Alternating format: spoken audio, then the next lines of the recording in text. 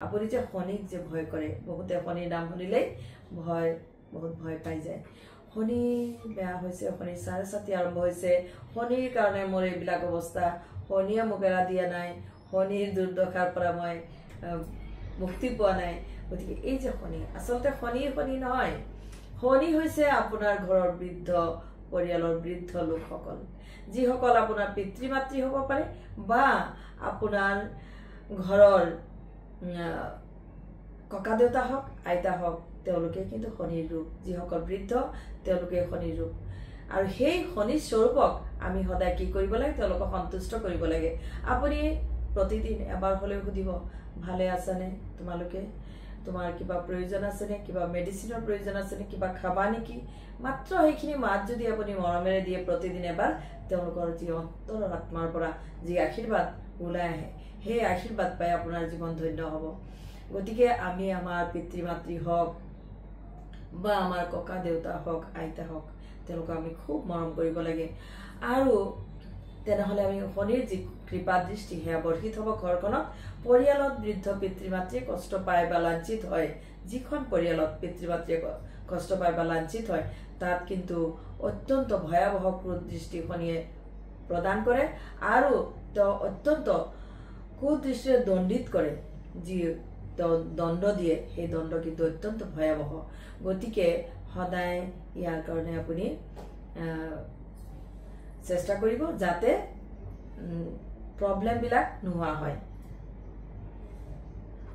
তাৰ কাৰণে এটা কাম কৰিব, মই ইয়াতে কৈছোঁ যে আপুনি বৃদ্ধ পিতৃ মাতৃক শুশ্ৰূষা কৰিব বা বৃদ্ধ মানুহক আপুনি অকণমান হেল্প কৰিলে, কিবা কাৰণত আপুনি কিবা খোৱা বস্তু দিলে, তাৰপিছত আপুনি ভিকাৰীক আপুনি কিবা দান কৰিলে, অংগবিহীন ব্যক্তিসকলক যদি সহায় কৰে, তেনেহ'লে শনি সন্তুষ্ট হয়। অন্নদান, ভিকাৰীক অন্নদান কৰিব পাৰে। কিয়নো আপুনি শনি এনেকুৱা যদি যিবিলাক অংগহীন মানুহ, তেওঁলোকৰ গাতেই শনি, আত্মাত শনি থাকে, তেওঁলোকক যে সন্তুষ্ট কৰিলে, তেওঁলোক যদি আশীৰ্বাদ দিয়ে, তেনেহ'লে শনি সুদৃষ্টি প্ৰদান কৰে। গতিকে আমি মহামৃত্যুঞ্জয় যদি মন্ত্ৰ জপ কৰোঁ, তেনেহ'লেও শনি সন্তুষ্ট হয়। শনিৰ কোনো দুষ্ট গ্ৰহ নহয়, বৰং শনি তপস্বী তথা ন্যায়ৰ গৰাকী হয়। শনিদেৱক তুষ্ট কৰি ৰাখিবলৈ বহুতো উপায় বিভিন্ন প্ৰকাৰে আমি কৰিব পাৰোঁ। তাতে এটা ভাল উপায় হৈছে যে আমাৰ বোৱতী পানীত একমুঠি তিল ল'ব বা এটা বাটিত আপুনি তিলখিনি লৈ যাব, কিবা এটা পাত্ৰত আপুনি তিল লৈ বোৱতী পানীৰ ওচৰত যাব, গৈ পেলাই অলপ অলপ তিল কৰি হাতত লৈ আপুনি বোৱতী পানীত উটাই দিব। তেনেহ'লে আপোনাৰ শনিৰ যি কুদৃষ্টি আছিলে সেয়া নাইকিয়া হ'ব। এয়া সৰু কথা, কিন্তু অত্যন্ত ভাল ফল লাভ কৰিব। আৰু ইয়াতে আপুনি এটা কাম কৰিব পাৰে, 9 বছৰৰ তলৰ কন্যা সন্তানক আপুনি টেঙা বস্তু ভোজন কৰাব। তেনেহ'লে টেঙা বস্তু 9 বছৰৰ তলৰ কন্যাসকলে খুব ভাল পায়। আৰু এই যে টেঙা বস্তু আপুনি তেওঁলোকক দিলে, খোৱালে, তেওঁলোকৰ আত্মা সন্তুষ্ট হৈ আপোনাক আশীষ দিব। তাহাঁতে আশীষ দি পেলাই আপোনাৰ যিবিলাক দুখ দৰিদ্ৰ আছে সেইবিলাক নাইকিয়া কৰিব। গতিকে আপুনি বিভিন্ন প্ৰকাৰে শনিক আপুনি সন্তুষ্ট কৰিব পাৰে। আৰু এয়া শনিৰ আৰু এটা ভাল কথা মই কওঁ, শনিক সন্তুষ্ট কৰি ৰাখিবলৈ আপুনি এটা কাম কৰিব।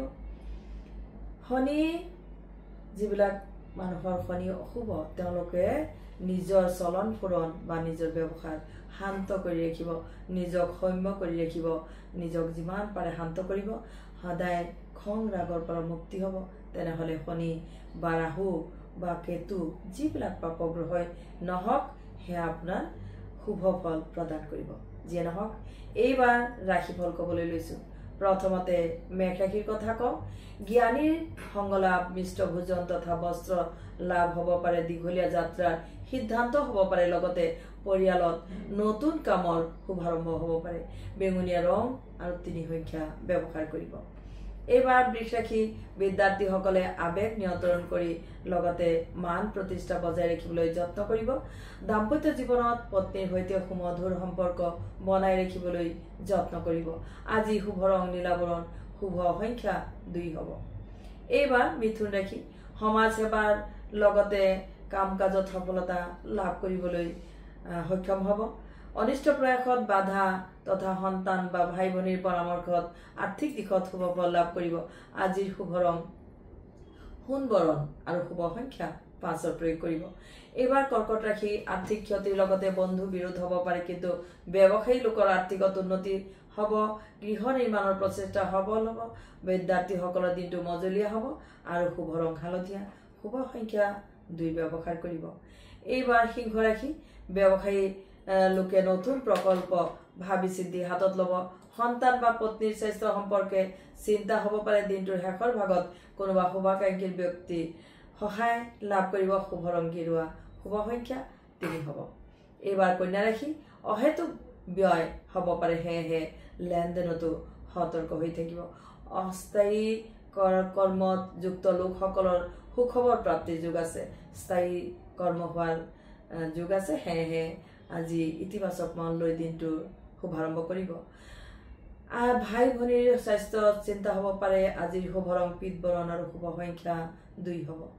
এইবাৰ তুলা ৰাশি কোনোবা গুপ্ত শত্ৰুৱে প্ৰবঞ্চনা কৰিব পাৰে, কিন্তু পাবলগীয়া ধনৰ প্ৰাপ্তি হ'ব পাৰে। তদুপৰি পৰিয়ালৰ চিন্তা আৰু সন্তানৰ শাৰীৰিক কষ্টৰ বাবে আমনি পাব পাৰে। আজিৰ শুভ ৰং কমলা, শুভ সংখ্যা 4 হ'ব। এইবাৰ বৃশ্চিক ৰাশি পিতৃ মাতৃৰ আশীৰ্বাদ আৰু ভাই ভনীৰ সহায়ে উপকৃত কৰিব। দাম্পত্য সুখ আৰু নতুন প্ৰেমত ব্যয় হ'ব পাৰে। আজি হালধীয়া ৰং আৰু 3 সংখ্যা ব্যৱহাৰ কৰিব। এইবাৰ ধনু ৰাশি ৰাজনীতিৰ জ্যেষ্ঠ নেতাসকলৰ মানসিক ক্লেশ হ'ব পাৰে তথা মান যশৰো হানি হোৱাৰ উপক্ৰম হ'ব পাৰে। কল আৰু বুটৰ দালি আজি শিৱ মন্দিৰত আপুনি উটাই দিব, শিৱ মন্দিৰত দান কৰিব আৰু শুকান নাৰিকল এটা বোৱতী পানীত উটাই দিব। প্ৰতিদিন ওম ব্ৰিং বৃহস্পতিয়ে নম মন্ত্ৰ জপ কৰিব। শুভ ৰং সেউজীয়া আৰু শুভ সংখ্যা 5 প্ৰয়োগ কৰিব। এইবাৰ মকৰ ৰাশি কোনোবা মজদুৰ শ্ৰেণীৰ লোকক সহায় কৰিব। কোনোবা সৎভা সম্ভ্ৰান্ত বন্ধুৰ সহায়ত শুভ কাৰ্য তথা সম্পত্তিৰ কামত সফলতা পাব। চুবুৰীয়াৰ সৈতে মধুৰ সম্পৰ্ক স্থাপন কৰিব। আজিৰ শুভ ৰং কমলা, শুভ সংখ্যা 1 প্ৰয়োগ কৰিব। এইবাৰ কুম্ভ ৰাশি অনাৱশ্যক বিবাদৰ পৰা আঁতৰি থাকিব। গুৰু বৃহস্পতিৰ কৃপা লাভ কৰিবলৈ এটুকুৰা ৰূপত হালধিৰে ফুট লগাই বা হালধি গোটেই ৰূপটোত লগাই পেলাই আপুনি ৰূপটুকুৰা পকেটত বা পাৰ্চত ৰাখি থ'ব। তেনেহ'লে আপোনাৰ বৃহস্পতি গুৰু সহায় হ'ব আৰু আপোনাৰ যিবিলাক ধনৰ ক্ষেত্ৰত অভাৱ সেয়া নাইকিয়া হ'ব। আপোনাৰ সমাজত প্ৰতিষ্ঠা লাভ হ'ব। আজিৰ শুভ ৰং গুলপীয়া, শুভ সংখ্যা 1 প্ৰয়োগ কৰিব। এইবাৰ শেষত ৰাশি চক্ৰৰ শেষৰ ৰাশি মীন ৰাশিৰ কথা কওঁ। সামাজিক মান প্ৰতিষ্ঠা আৰু ধৰ্মীয় সাধনত আপুনি উন্নতি পাব। ঘৰত আপোনাৰ ধৰ্মীয় অনুষ্ঠান অনুষ্ঠিত হ'ব পাৰে। পত্নীৰ মতবাদক গুৰুত্ব প্ৰদান কৰিব। প্ৰেমত বাধা যদিও তীৰ্থ ভ্ৰমণে আনন্দ প্ৰদান কৰিব। শুভ ৰং সেউজীয়া আৰু শুভ সংখ্যা 5 প্ৰয়োগ কৰিব। প্ৰিয় দৰ্শক, আজিৰ বাবে প্ৰস্তুত কৰা ৰাশিফল ইমানতে শেষ হ'ল। শেষত সকলোৰে কুশল কামনা কৰি বিদায় ল'লোঁ। এইখিনিতে কওঁ যে যদি কোনোবাই মোক লগ কৰিব বিচাৰিছে তেনেহ'লে এই নম্বৰত যোগাযোগ কৰিব। নম্বৰটো কৈ দিছোঁ 9864132108। শেষত বিদায় ল'লোঁ। ধন্যবাদ।